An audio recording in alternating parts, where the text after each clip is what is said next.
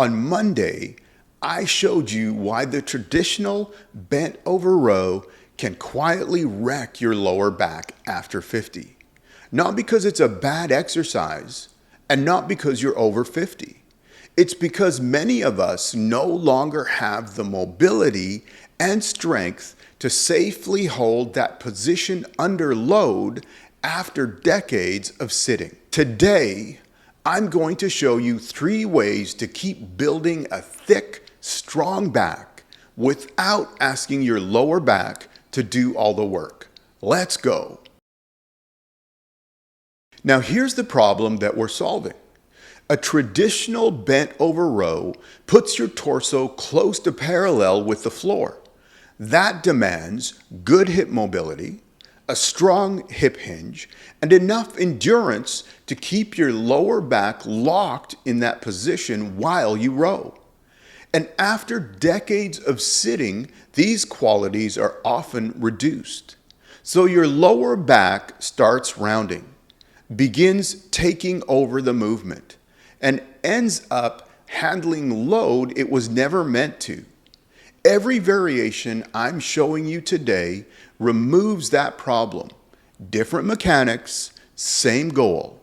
A stronger back without asking your lower back to pay the price. Fix number 1, the Yates Row. Named after 6-time Mr. Olympia Dorian Yates, who popularized this style of rowing. Here's what makes it different. Instead of hinging until you're almost parallel with the floor, your torso stays about 20 to 30 degrees forward. More upright, reverse grip, chest high, lower back locked. And because you're more upright, there's less leverage on your lower back. Your lower back doesn't have to fight nearly as hard just to hold the position, but your lats, your rhomboids, your traps still get trained hard. This is actually the version I use most often. I've trained my back for decades and tried just about every rowing variation there is. And these days, I don't choose exercises because they impress people. I choose exercises that let me keep training year after year. Now notice the reverse grip. For many people, for myself included, it also puts the shoulders in a more comfortable position at the bottom of the movement. 2 joint problems solved by 1 simple adjustment. This is exactly what age is just a number is about. You don't have to give up the movement. You adjust the mechanics so your body can keep benefiting from it at 55, at 65, at 75. Fix number 2, and this is also one that I use regularly, the chest supported row. Your chest is against the pad. Your lower back isn't holding you up. It isn't compensating. It isn't helping. Every pound that you pull goes directly into your lats, your rhomboids, your mid traps, and your rear delts. Your lower back can't help, and momentum can't help. The target muscle has nowhere to hide. And here's something most people never think about. Many men aren't limited by how strong their back is. They're limited by how long their lower back can hold the bent over position before it gives out. Now take that limitation away, and suddenly you can train your back harder with better quality reps, often using less weight. This isn't an easier exercise, it's a cleaner one. Fix number 3, the half kneeling cable row.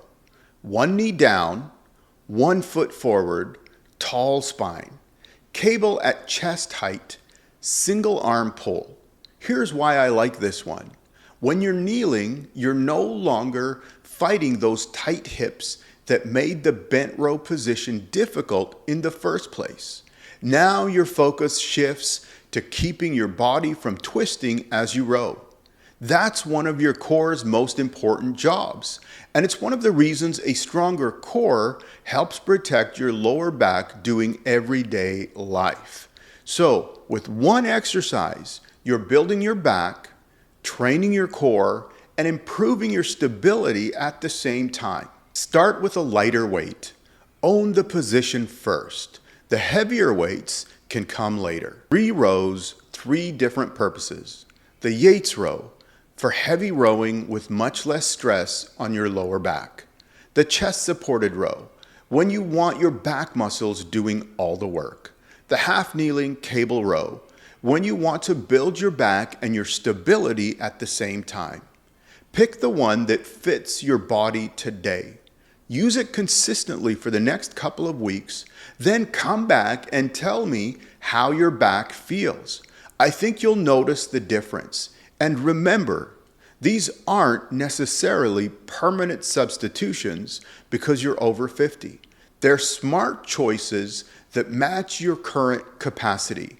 As your mobility, your strength, and your movement improve, you may decide to bring other rowing variations back into your program. That's the goal, not avoiding exercises forever, but earning the right to do them well. If you want to train smarter at every level, the AJUN 3Cs method is linked in the pinned comment below. I'm BJ, reminding you that age is just a number, but protecting your body is what keeps that number from limiting you. Keep punching.